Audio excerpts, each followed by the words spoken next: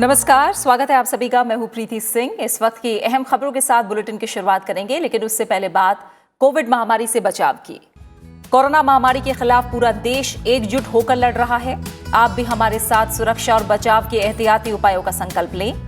अपना मास्क अच्छी तरह से पहनें, 2 गज की दूरी का पालन करें, सुरक्षित दूरी बनाए रखें, साथ ही अपने हाथों को बार बार धोएं।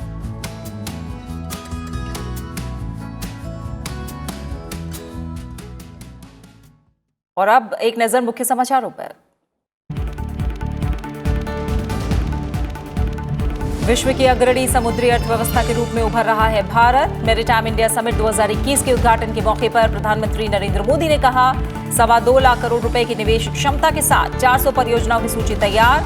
सागरमाला परियोजना के तहत 6 लाख करोड़ रुपए की 574 परियोजनाओं की गई पहचान।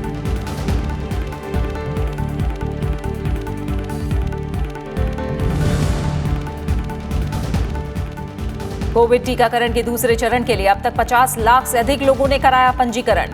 केंद्रीय स्वास्थ्य मंत्री डॉक्टर हर्षवर्धन और रक्षा मंत्री राजनाथ सिंह ने भी ली टीके की पहली डोज। प्रधानमंत्री नरेंद्र मोदी के वैक्सीन लगवाने से बढ़ा लोगों का भरोसा।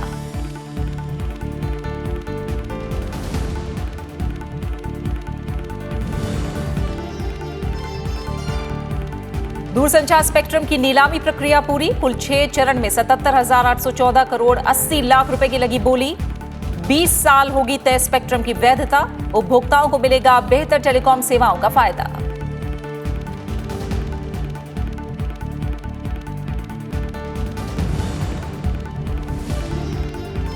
पश्चिम बंगाल और असम विधानसभा के पहले चरण के चुनाव के लिए नामांकन प्रक्रिया शुरू। 9 मार्च तक दाखिल किया जा सकेगा पर्चा।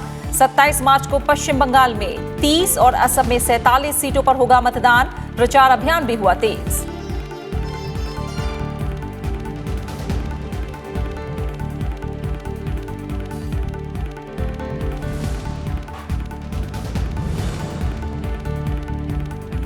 और दहशतगर्दों को पनाह देने और आतंकियों को तैयार करने का कारखाना है पाकिस्तान। संयुक्त राष्ट्र मानवाधिकार परिषद की बैठक में पड़ोसी मुल्क की तरफ से दुष्प्रचार की कोशिशों पर भारत का करारा जवाब।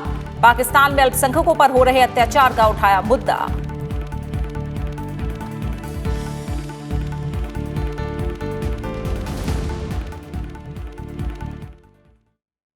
और अब खबरों पर विस्तार से एक नजर। प्रधानमंत्री नरेंद्र मोदी ने कहा है कि भारत समुद्री अर्थव्यवस्था के क्षेत्र में प्रगति के लिए बहुत गंभीर है और विश्व में समुद्री अर्थव्यवस्था के रूप में अग्रणी भूमिका निभाने की ओर अग्रसर है। प्रधानमंत्री नरेंद्र मोदी ने आज वीडियो कॉन्फ्रेंस के जरिए 3 दिवसीय मैरीटाइम इंडिया समिट 2021 का उद्घाटन किया।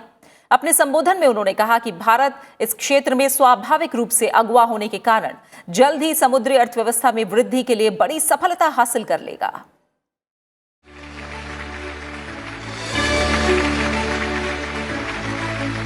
प्रधानमंत्री नरेंद्र मोदी ने आज वीडियो कॉन्फ्रेंस के जरिए 3 दिन चलने वाले मैरीटाइम इंडिया समिट 2021 की शुरुआत की। इस मौके पर प्रधानमंत्री ने कहा कि समुद्री अर्थव्यवस्था में सुधार को बढ़ावा दिया जा रहा है, जो कि आत्मनिर्भर भारत के लक्ष्य को हासिल करने में मददगार होगा। India is very sincere about growing in the maritime sector and emerging as a leading blue economy of the world. Our leading focus area includes upgrade current infrastructure, create next generation infrastructure, boost the reform journey. Through these steps, we aim to give strength to our vision of Atmanirbhar Bharat. प्रधानमंत्री ने कहा कि समुद्री क्षेत्र में बुनियादी ढांचे को मजबूत करने के लिए सरकार ने कई कदम उठाए हैं, जिससे पिछले 6 वर्षों में प्रमुख बंदरगाहों की क्षमता दोगुनी के करीब हो गई है। The capacity of major ports, which was around 870 million tons per annum in 2014, has increased to around 1,550 million tons per annum now. प्रधानमंत्री ने कहा कि समिट के जरिए समुद्री क्षेत्र के कई भागीदार एक मंच पर आए हैं, जिससे इस क्षेत्र में और प्रोत्साहन मिलेगा।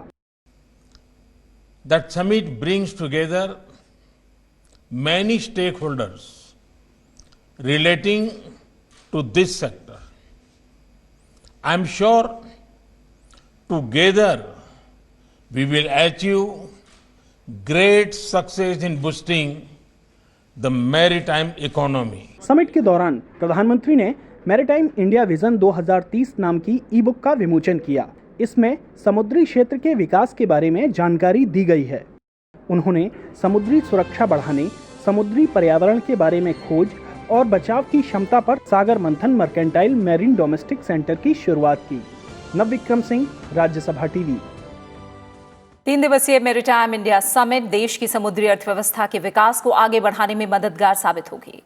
इस आयोजन में कई देश भाग ले रहे हैं, जिसमें भारत में समुद्री क्षेत्र में निवेश को बढ़ावा देने के लिए कई देशों के सीईओ और राजदूत भी शामिल हैं।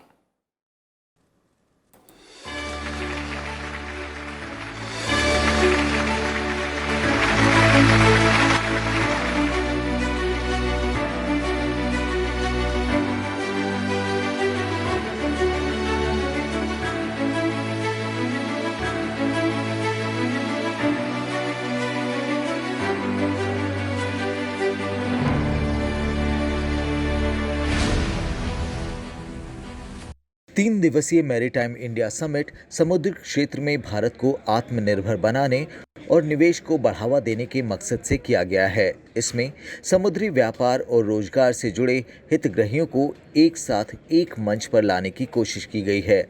इस समिट का आयोजन बंदरगाह, पोत परिवहन और जल मार्ग मंत्रालय कर रहा है। इसमें डेनमार्क सहयोगी देश है।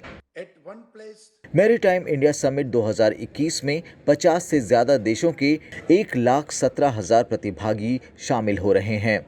शिखर 3 दिन यानी आज से 4 मार्च तक चलेगा। सम्मेलन में 44 कंपनियों के सीईओ शामिल हो रहे हैं। इसमें रूस, America, Denmark, Brazil, Japan, Sweden, Singapore और नीदरलैंड शामिल हैं। सरकार ने सम्मेलन से पहले 400 प्रोजेक्ट्स का लक्ष्य रखा है, जिसमें करीब 2 लाख करोड़ रुपए खर्च होंगे। इससे भारत का दुनिया के साथ व्यापार तो बढ़ेगा ही, उनके आवागमन के लिए बंदरगाह की सुविधा प्रदान करने से रोजगार भी बढ़ेंगे। Bureau report, Rajya Sabha TV. Bharat की मैरीटाइम इकोनॉमी यानी समुद्र आधारित अर्थव्यवस्था की बात करें तो इसका इतिहास सदियों पुराना है। 7,500 किलोमीटर से भी ज्यादा लंबी तट सीमा पर भारत को दुनिया की 16वीं सबसे बड़ी मैरीटाइम कंट्री बनाती है। भारत का 70% व्यापार इन बंदरगाहों से होता है, तो आप समझ सकते हैं कि ये कार्गो शिप देश की अर्थव्यवस्था में कितनी बड़ी भूमिका अदा करते हैं। पोत परिवहन मंत्रालय के मुताबिक भारत के 12 मेजर और करीब 212 नॉन मेजर पोर्ट से 2015-16 में 1071 मिलियन टन के कार्गो की ढुलाई होती थी, जो 2019-20 में 1320 मिलियन टन पर आ गई। एक अनुमान के मुताबिक भारत में 2024-25 तक कार्गो की ढुलाई 2500 मिलियन टन तक हो जाएगी। जहां तक कैपेसिटी यूटिलाइजेशन की बात है तो साल 1993-94 में ये मात्र 172.59 मिलियन टन हुआ करती थी, जो 2020-21 में बढ़कर 1534.91 मिलियन टन हो गई है। समय के साथ बंदरगाहों की कार्यकुशलता में भी वृद्धि हुई है। पहले जहां टर्न अराउंड टाइम यानी जहाज के आने, उससे माल उतरने और उसके जाने में 8.1 दिन लगा करते थे, वहीं अब इस काम में 2.97 दिन की खपत होती है। इस क्षेत्र के विकास को लेकर सरकार काफी गंभीर है। पिछले 4 सालों में 118 मैरीटाइम प्रोजेक्ट्स को मंजूरी दी जा चुकी है, जिसमें करीब 770 करोड़ डॉलर का निवेश होगा। लेकिन इस क्षेत्र की सबसे महत्वाकांक्षी योजना है सागरमाला कार्यक्रम, जिसे 2016 में लॉन्च किया गया था। कार्यक्रम के तहत 6 लाख करोड़ रुपए की 574 परियोजनाओं को चिन्हित किया गया है। इसमें मौजूदा बंदरगाहों का आधुनिकीकरण, नए पोर्ट्स का निर्माण, पोर्ट से जुड़े शहरों और इलाकों का औद्योगिकीकरण और तटीय समुदायों का विकास शामिल है। मैरीटाइम इकोनॉमी का दूसरा सबसे अहम भाग है मछली पालन उद्योग। भारत मछली उत्पादन क्षेत्र में भी तेजी से आगे बढ़ रहा है। साल 2014-15 में जहां 102.6 लाख टन मछलियां पकड़ी गई थीं, वहीं 2018-19 में ये संख्या बढ़कर 137.58 लाख टन हो गई। 2014-15 से 2018-19 के बीच ग्रॉस वैल्यू एडिशन के हिसाब से इस क्षेत्र की विकास दर 10.87% रही है। देश की ग्रॉस वैल्यू एडिशन में मछली पालन क्षेत्र की हिस्सेदारी भी 12,80,000 करोड़ रुपए के कारोबार के साथ 2018-19 में बढ़कर 1% हो गई है। देश की करीब 2% आबादी मछली पालन का काम कर रही है। इस साल के बजट में ब्लू रेवोल्यूशन यानी नीली क्रांति के लिए 1,015 करोड़ रुपए की राशि रखी गई है। Bureau report, Rajya Sabha TV. केंद्रीय सामाजिक न्याय और अधिकारिता मंत्री थावरचंद गहलोत ने दिव्यांगजनों के लिए आज वीडियो कॉन्फ्रेंस के माध्यम से सुगम्य भारत ऐप लॉन्च की। इसके साथ ही access the photo digest book भी लॉन्च की गई। सुगम्य भारत ऐप उपयोग में बहुत ही सरल है। इसकी पंजीकरण प्रक्रिया में अपना नाम, मोबाइल नंबर और ईमेल आईडी दर्ज करनी होती है। इस ऐप में मल्टी यूजर अनुकूल विशेषताएं हैं। ये हिंदी, अंग्रेजी समेत 10 क्षेत्रीय भाषाओं में उपलब्ध है। सुगम्य भारत ऐप की 5 प्रमुख विशेषताओं की अगर बात करें तो इसमें सुगम्यता नहीं होने की शिकायत का पंजीकरण, जन भागीदारी के रूप में लोगों की ओर से प्रस्तुत उदाहरण और सकारात्मक फीडबैक मिलेगा। इसके अलावा सुगम्यता संबंधी दिशा निर्देश और सर्कुलर भी उपलब्ध होंगे। साथ ही कोरोना से जुड़ी जानकारी भी होगी। सुगम्य भारत अभियान की मुहिम देश के दिव्यांग लोगों को ध्यान में रखते हुए उनके जीवन को सुलभ और सुविधाजनक बनाने के लिए है।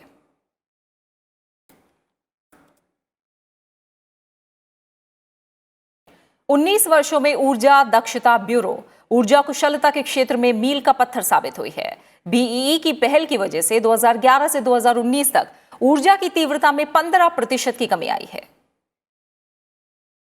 अर्थव्यवस्था की वृद्धि के साथ ऊर्जा की मांग में काफी वृद्धि हुई है। इससे निपटने के लिए पिछले 19 सालों में बीईई ने विभिन्न ऊर्जा कुशल की पहल की है, जो देश के कार्बन उत्सर्जन को काफी कम कर रहे हैं।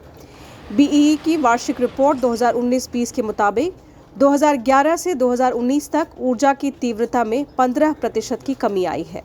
लगभग 31,000 करोड़ का सेकंड साइकिल मतलब 2016 से 19 में एक एनर्जी सेव की है। इससे बहुत सारी इंडस्ट्री वर्ल्ड के बेस्ट प्लांट्स में आ गए हैं। Cement industry, petroleum refinery, steel industry लगभग बेस्ट ऑफ द वर्ल्ड में पहुंच रही है। तो ये एक बहुत बड़ी बात है देश के ऊर्जा क्षेत्र के लिए। केंद्रीय ऊर्जा मंत्रालय द्वारा बीईई के माध्यम से कई नीतियों और योजनाओं का संचालन किया जा रहा है, जैसे प्रदर्शन, उपलब्धि और व्यापार योजना, मानक और लेबलिंग कार्यक्रम, ऊर्जा संरक्षण भवन संहिता और मांग पक्ष प्रबंधन। 3 से 3.5 साल के अंदर पूरे देश में इसका मार्केट ट्रांसफॉर्म हो गया।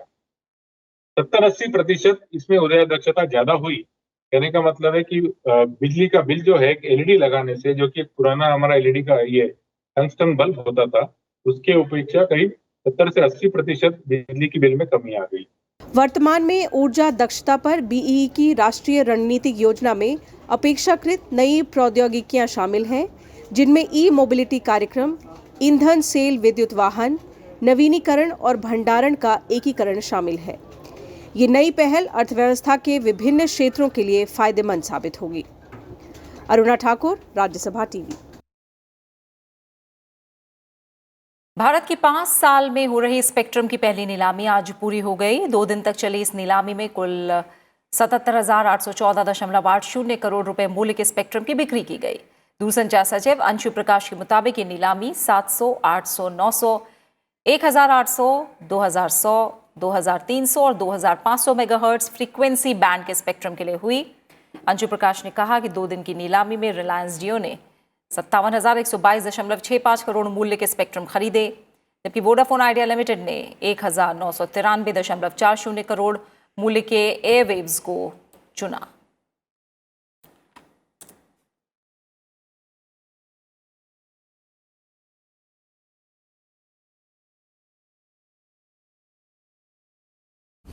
The total value of the spectrum for which we have got bids is rupees 77,814 crores, 0.80.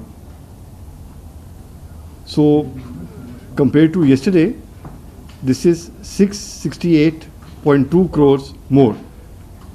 So the bids which were received today were of 668.20 crore. Add to this the figure of yesterday. The total figure, I repeat, comes to rupees 77,814.80 crores. केंद्रीय वाणिज्य और उद्योग मंत्री पीयूष गोयल ने आज देश के पहले खिलौना मेले को संबोधित किया। इस मौके पर उन्होंने कहा कि देश में प्रतिभा की कमी नहीं है, जरूरत है उसे निखारने की। पीयूष गोयल ने कहा कि पहले खिलौना मेले के दौरान 17,000 से ज्यादा नए आइडिया मिले। इससे पहले प्रधानमंत्री नरेंद्र मोदी ने शनिवार को खिलौना निर्माताओं से इनोवेशन पर ध्यान केंद्रित करने और पर्यावरण अनुकूल सामग्रियों का इस्तेमाल बढ़ाने का आह्वान किया था। There are a lot of success stories in the toy industry that have often been discussed, but I'm glad that this Toycathon that was held has really come up with a lot of new ideas. I believe 17,000 plus new ideas, and the government has identified toys as one of the champion sectors, the focus sectors, with a proper long-term vision and plan to develop toy clusters all over the country and the toy manufacturing to be made truly a national movement with large volumes, high productivity and quality toys being offered to the world. केंद्रीय वाणिज्य और उद्योग मंत्री पीयूष गोयल ने आज देश के पहले खिलौने मेले को संबोधित किया और जैसा आपने सुना कि उन्होंने कहा कि देश में प्रतिभा की कमी नहीं है, बस इसे निखारने की जरूरत है। इसके बाद अब आगे की खबर का रुख करते हैं। मध्य प्रदेश में शिवराज सरकार के चौथे कार्यकाल का आज पहला बजट पेश किया गया। राज्य के वित्त मंत्री जगदीश देवड़ा ने विधानसभा में 2,41,375 करोड़ रुपए का बजट पेश किया। बजट भाषण में सरकार का फोकस आत्मनिर्भर मध्य प्रदेश पर रहा। बजट में ना तो कोई नया टैक्स लगाया गया है और ना ही किसी पुराने कर में बढ़ोतरी की गई है। प्रदेश सरकार ने आम लोगों से जुड़े कामों को सरल बनाने के लिए लोक सेवा गारंटी कानून में बड़ा बदलाव किया है। राज्य सरकार की तरफ से लोगों को दी जाने वाली 250 से ज्यादा सेवाओं के आवेदन पर फैसले को तय समय में लिया जाएगा। किसानों के लिए बजट में विशेष प्रावधान किया गया है। किसानों को बिना ब्याज के लोन देने के लिए 1,000 करोड़ रुपए का प्रावधान किया गया है। प्रदेश में 9 नए मेडिकल कॉलेज खोलने के लिए बजट में प्रावधान किया गया है। साथ ही अगले 2 साल में राज्य में MBBS की 1200 से ज्यादा सीटें भी बढ़ेंगी। स्कूलों में 1 साल में 24,000 से ज्यादा नए शिक्षकों की भर्ती की जाएगी और 9,000 से ज्यादा स्कूलों को हाईटेक किया जाएगा। राज्य में स्वयं सहायता समूहों को 4% ब्याज पर लोन दिया जाएगा। साथ ही सामाजिक सुरक्षा पेंशन जारी रहेगी।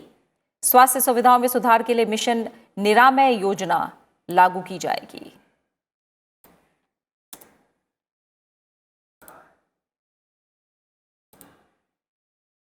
गुजरात के 31 जिला पंचायतों में बीजेपी को बड़ी जीत मिली है। बीजेपी ने सभी जिला पंचायतों में बहुमत हासिल कर लिया है। वहीं 81 नगर पालिकाओं में भी बीजेपी को 75 नगर पालिकाओं में जीत मिली है। 4 नगर पालिकाओं में कांग्रेस और 2 में अन्य को जीत मिली है, जबकि 229 तालुका पंचायतों में 196 पर बीजेपी को जीत मिली है। प्रधानमंत्री नरेंद्र मोदी ने गुजरात नगर पालिका, तालुका पंचायत और जिला पंचायत चुनाव के परिणाम पर खुशी जताई है। उन्होंने ट्वीट करके कहा कि इन चुनाव के परिणाम स्पष्ट संदेश देते हैं कि गुजरात बीजेपी के विकास और सुशासन के एजेंडे के साथ है। उन्होंने बीजेपी के प्रति अटूट विश्वास और स्नेह के लिए गुजरात की जनता का नमन किया। चुनाव में हार के बाद गुजरात कांग्रेस अध्यक्ष अमित चावड़ा और राज्य कांग्रेस विधायक दल के नेता परेश धनानी ने अपने पद से इस्तीफा दे दिया है।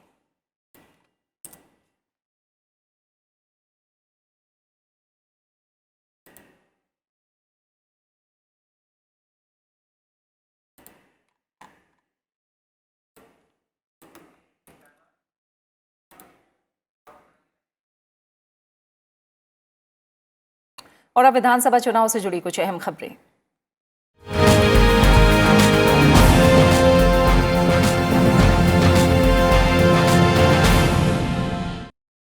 पश्चिम बंगाल और असम में विधानसभा चुनाव के पहले चरण के लिए आज अधिसूचना जारी हो गई। इसके साथ ही नामांकन की प्रक्रिया भी शुरू हो गई है। उम्मीदवार 9 मार्च तक नामांकन पत्र दाखिल कर सकेंगे, जबकि 12 मार्च तक नाम वापस लिए जा सकेंगे। पश्चिम बंगाल में पहले चरण का चुनाव 27 मार्च को होगा। इसके तहत विधानसभा की 30 सीटों के लिए मतदान होगा। पश्चिम बंगाल में कुल 294 विधानसभा सीटें हैं और इन पर कुल 8 चरण में चुनाव कराए जाने हैं। वहीं असम में पहले चरण में 47 सीटों के लिए चुनाव होगा और इसके लिए 27 मार्च को ही वोटिंग कराई जाएगी। असम में कुल 126 विधानसभा सीटें हैं और इन पर कुल 3 चरण में चुनाव कराए जाने हैं।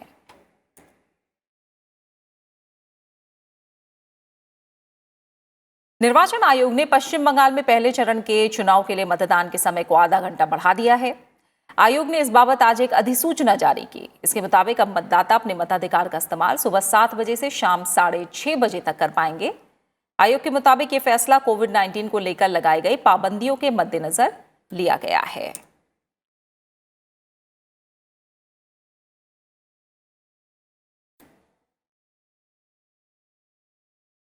पश्चिम बंगाल विधानसभा चुनाव से पहले ममता बनर्जी को एक और झटका लगा है। आसनसोल के पूर्व मेयर और पंडेश्वर के टीएमसी विधायक जितेंद्र तिवारी आज बीजेपी में शामिल हो गए।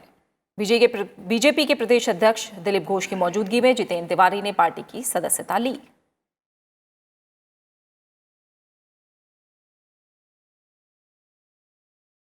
वहीं विधानसभा चुनाव को लेकर पश्चिम बंगाल में प्रचार अभियान रफ्तार पकड़ने लगा है। राजनीतिक दलों के दिग्गज राज्य में विभिन्न जगहों पर जनसभाएं कर रहे हैं। उत्तर प्रदेश के मुख्यमंत्री योगी आदित्यनाथ ने आज मालदा जिले के गजोले में एक रैली को संबोधित किया और तृणमूल कांग्रेस की सरकार को आड़े हाथों लिया। योगी आदित्यनाथ ने कहा कि कभी देश का नेतृत्व करने वाला पश्चिम बंगाल अब अराजक स्थिति का सामना कर रहा है। योगी आदित्यनाथ ने वादा किया कि अगर राज्य में बीजेपी की सरकार बनती है तो गौ तस्करी को 1 दिन के भीतर रोक दिया जाएगा। उन्होंने ममता बनर्जी पर पश्चिम बंगाल में तुष्टीकरण की राजनीति करने का आरोप लगाया। तुष्टीकरण की राजनीति करके बंगाल के सामाजिक और यहां की आध्यात्मिक व्यवस्था के साथ, सांस्कृतिक व्यवस्था के साथ खिलवाड़ करके बंगाल की पहचान को अपने वोट बैंक के लिए नष्ट करना चाहते हैं। उनको मुंहतोड़ जवाब देने का अवसर आपके पास विधानसभा चुनाव के माध्यम से आया है। मैं आप सभी का आह्वान करने के लिए आया हूं कि बंगाल की धरती को हम अराजकता की धरती नहीं बनने देंगे। कांग्रेस नेता प्रियंका गांधी वाड्रा ने कहा है कि असम में विधानसभा चुनाव के बाद अगर कांग्रेस सत्ता में आती है तो संशोधित नागरिकता कानून के खिलाफ राज्य में एक नया कानून लाया जाएगा। प्रियंका गांधी ने तेजपुर में एक जनसभा के दौरान 5 गारंटी अभियान की शुरुआत की और कहा कि अगर असम की जनता ने कांग्रेस को सरकार बनाने का मौका दिया तो प्रदेश में गृहिणियों को हर महीने 2000 रुपए दिए जाएंगे और सभी परिवारों को 200 यूनिट बिजली मुफ्त दी जाएगी। प्रियंका गांधी ने चाय बागान मजदूरों की मौजूदा न्यूनतम दिहाड़ी को दोगुने से ज्यादा करने का वादा भी किया। राज्य की 126 सदस्यीय विधानसभा के लिए 3 चरणों में 27 मार्च, 1 अप्रैल और 6 अप्रैल को मतदान होना है।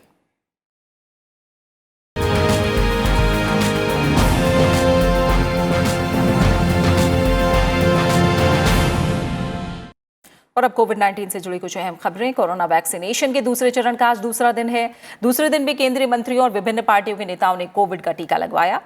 रक्षा मंत्री राजनाथ सिंह ने दिल्ली के आर्मी रिसर्च एंड रेफरल अस्पताल में कोरोना की वैक्सीन लगवाई। वैक्सीनेशन के बाद उन्होंने कहा कि ये वैक्सीन पूरी तरह से सुरक्षित है।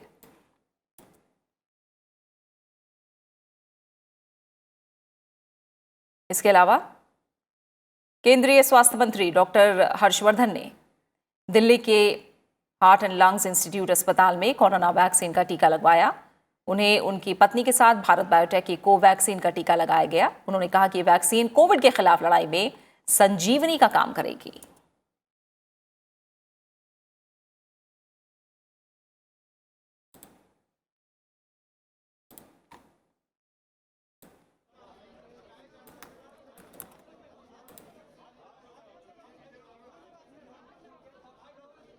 कोविड के खिलाफ लड़ाई में हम सब भारतवासियों के लिए संजीवनी का काम करेगी। हनुमान जी को संजीवनी को लाने के लिए आधे भारत को क्रॉस करके उड़कर जाना पड़ा था, लेकिन आपके लिए देशवासियों ये संजीवनी आपके निकट के सरकारी एवं प्राइवेट अस्पताल के अंदर उपलब्ध है। देश में कोविड का टीका लगवाने वालों की संख्या 1,48,00,000 से ज्यादा हो गई है। राष्ट्रव्यापी कोविड टीकाकरण के दूसरे चरण के दूसरे दिन दोपहर 1 बजे तक 60 साल से अधिक उम्र और 45 साल से ऊपर के कोमॉर्बिडिटी से ग्रस्त 2,08,000 से ज्यादा लोगों को टीका लगाया जा चुका है। दूसरे चरण के लिए अब तक 50 लाख लोगों ने पंजीकरण कराया है। स्वास्थ्य मंत्रालय के सचिव राजेश भूषण ने राज्यों के मुख्य सचिवों और स्वास्थ्य सचिवों के साथ बैठक की और निजी अस्पतालों को कोविड टीकाकरण केंद्रों के रूप में पूरी तरह से इस्तेमाल करने की सलाह दी।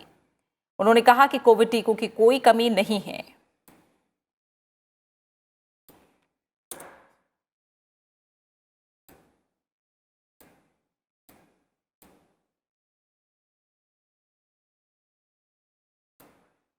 देश में महाराष्ट्र, केरल, पंजाब, तमिलनाडु और गुजरात के साथ 3 अन्य राज्यों में कोविड के दैनिक सक्रिय मामलों में बढ़ोतरी दर्ज की गई है। इन राज्यों में पिछले 2 हफ्तों में औसतन 200 से ज्यादा दैनिक सक्रिय मामले सामने आए हैं। सोमवार को 12,286 नए मामलों की पुष्टि हुई। इसके साथ ही संक्रमितों का आंकड़ा 1,68,000 के करीब पहुंच गया है। वहीं कोविड से स्वस्थ होने की दर 97.07% हो गई है।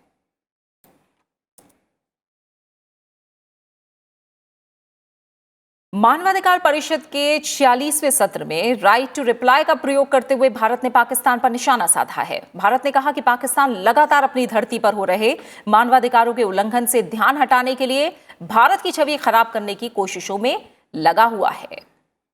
संयुक्त राष्ट्र मानवाधिकार परिषद में भारत के यूएन स्थायी मिशन के प्रथम सचिव पवन कुमार बधे ने कहा कि आर्थिक बदहाली का सामना करने वाले पाकिस्तान को परिषद के समय को बर्बाद करना बंद करना चाहिए। पाकिस्तान को राज्य द्वारा प्रायोजित सीमा पार आतंकवाद को रोकना चाहिए। साथ ही अपने अल्पसंख्यक और दूसरे समुदाय के खिलाफ मानवाधिकारों के संस्थागत उल्लंघन को समाप्त करना चाहिए। भारत ने ओआईसी को भी भारत के अंदरूनी मसलों से दूर रहने की हिदायत देते हुए कहा कि जम्मू कश्मीर भारत का अंदरूनी मामला है। प्रथम सचिव ने आगे कहा कि ये खेद की बात है कि इस्लामिक सहयोग संगठन पाकिस्तान द्वारा भारत विरोधी दुष्प्रचार करने के लिए खुद को शोषित करने की अनुमति देता रहता है।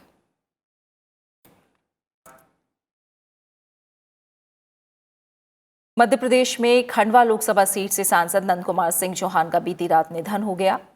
69 वर्षीय नंद कुमार चौहान कोविड-19 से पीड़ित थे और पिछले महीने उन्हें गंभीर हालत में गुड़गांव के एक निजी अस्पताल में भर्ती कराया गया था।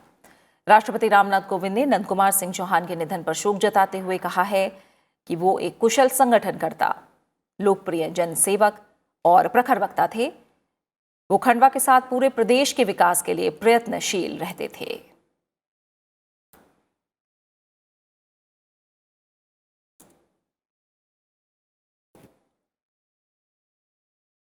उपराष्ट्रपति एम वेंकैया नायडू ने भी नंद कुमार सिंह चौहान के निधन पर शोक जताया। ट्वीट संदेश में उपराष्ट्रपति ने लिखा, नंद कुमार सिंह चौहान मध्य प्रदेश के प्रतिष्ठित राजनेता थे जो सदैव किसानों और दुर्बल वर्ग के हितों के लिए प्रतिबद्ध रहे। प्रधानमंत्री नरेंद्र मोदी ने नंद कुमार सिंह चौहान के निधन पर शोक जताते हुए कहा कि बीजेपी की मध्य प्रदेश इकाई के पूर्व अध्यक्ष को संसदीय कार्यवाहियों में उनके योगदान और संगठनात्मक कौशल के लिए याद किया जाएगा।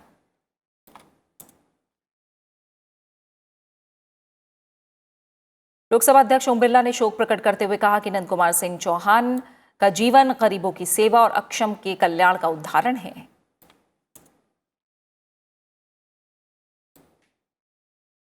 बीजेपी के नेता रहे चौहान ने अपना राजनीतिक जीवन 1978 में शाहपुर नगर परिषद से शुरू किया था। उसके बाद वो मध्य प्रदेश विधानसभा में विधायक निर्वाचित हुए। 1996 में नंद कुमार सिंह चौहान पहली बार लोकसभा सदस्य के तौर पर निर्वाचित हुए और उसके बाद वो 1998, 1999, 2004 और 2014 में भी लोकसभा के लिए निर्वाचित हुए। और इसी के साथ फिलहाल इस बुलेटिन में इतना ही। आप बने रहिए राज्यसभा टीवी के साथ। नमस्कार।